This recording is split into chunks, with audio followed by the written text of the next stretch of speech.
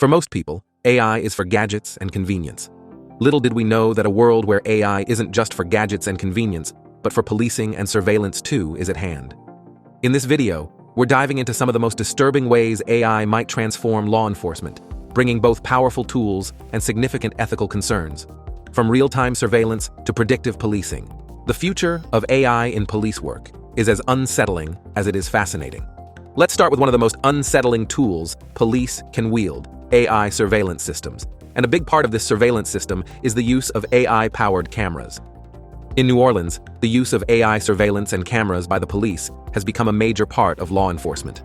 For some time now, the city's Office of Homeland Security has been running a real-time crime center, equipped with over 400 cameras in various hotspots. These cameras don't just come from public installations, they also pull feeds from over 150 businesses and private homes.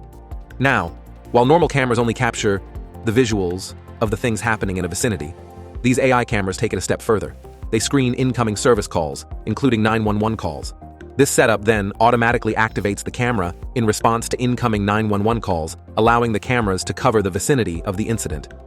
One of the operators explains it better. All of these cameras would spin up automatically in the software when any incident is created within a tenth of a mile of these 3 blocks.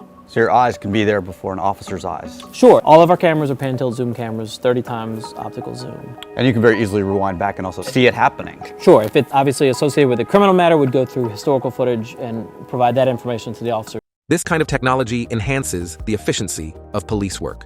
For instance, one of the detectives in the city recounted how the cameras assisted him in a shooting case. This particular camera actually has assisted me on one of my latest cases, probably like a couple months ago. We had a shooting at this very intersection, like 4:30 in the morning. The gentleman that got shot claimed to be the victim. We watched the video surveillance, went back, and it showed that he was actually shooting at the young man first. So it kind of, helped us exonerate the guy we were looking for. And if you didn't have the camera, do you think you would have known the truth? No.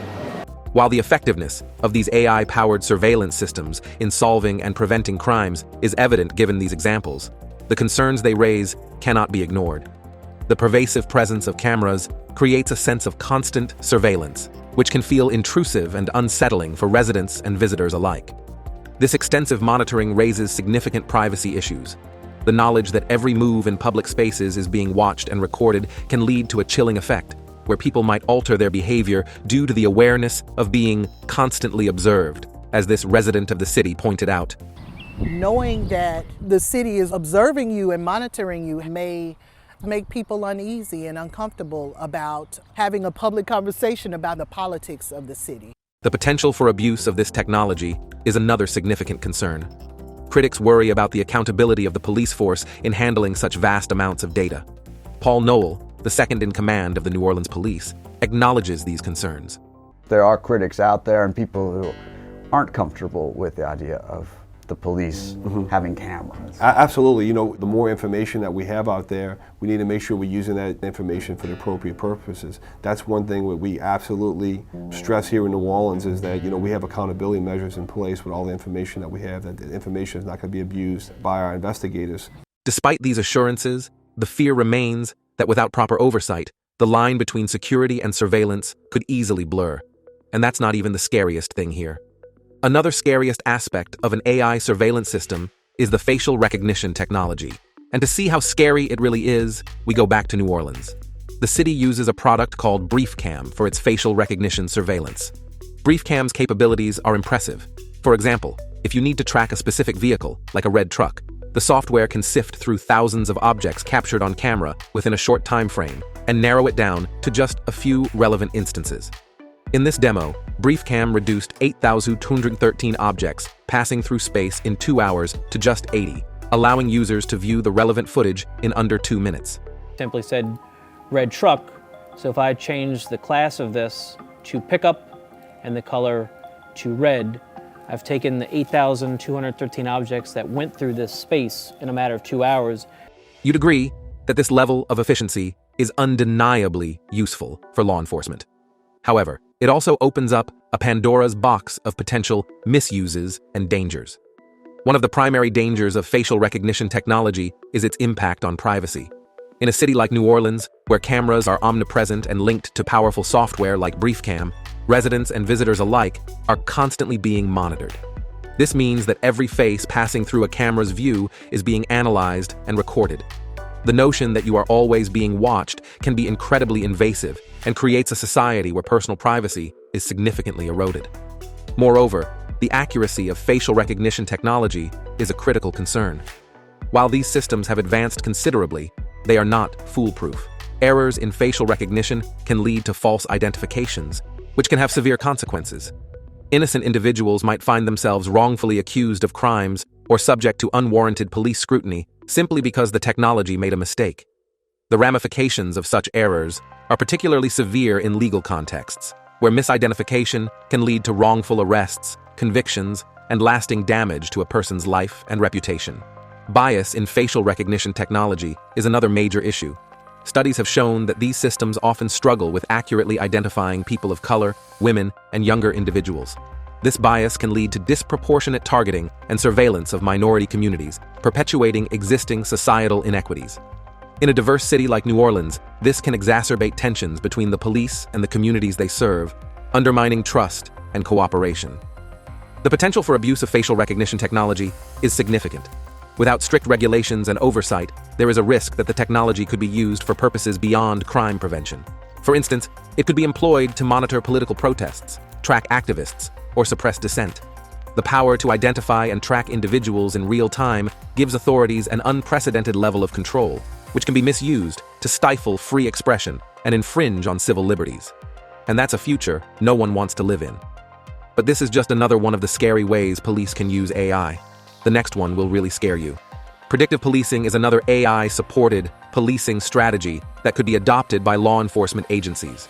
The idea behind it is to use AI and big data to predict where crimes are likely to occur and who might commit them. While this might seem like a smart way to keep communities safe, the truth is, it comes with some pretty disturbing implications. At its core, predictive policing relies on algorithms that analyze vast amounts of data, such as past crime reports, social media activity, and even weather patterns. The goal is to identify patterns and predict future criminal activity. However, this approach is fraught with issues. For starters, the data fed into these algorithms often reflects existing biases. If a particular neighborhood has been heavily policed in the past, the algorithm might interpret this as a high crime area and continue to focus law enforcement efforts there, perpetuating a cycle of over-policing and discrimination. Another deeply unsettling aspect is the potential for individual profiling.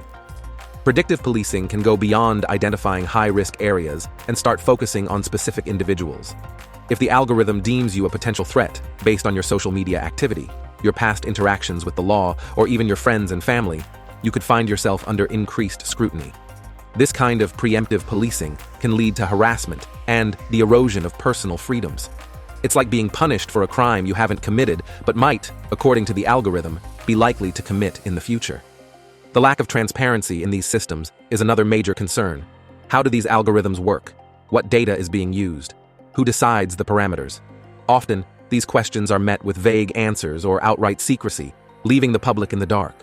Without transparency, there's no accountability. If someone is wrongly targeted or a community is unfairly policed, there's little recourse. It's a system that's ripe for abuse and mistakes. Then, there's the issue of effectiveness. Predictive policing is often touted as a way to prevent crime, but the reality is more complicated. The data used can be flawed, and the predictions can be wrong. Relying too heavily on these systems can lead to complacency among law enforcement officers who might trust the algorithm's judgment over their experience and intuition. This can result in missed opportunities to address crime effectively and fairly. The psychological impact on communities can't be understated either. Living under the watchful eye of an algorithm that deems you or your neighborhood as a potential threat can create a pervasive sense of mistrust and fear. People might become wary of interacting with each other or with the police, knowing that any action could be logged, analyzed, and potentially used against them. This can erode the social fabric that holds communities together and makes them resilient. In our next video, we touch on France's latest AI model that's about to chase GPT-4o voice out of the market.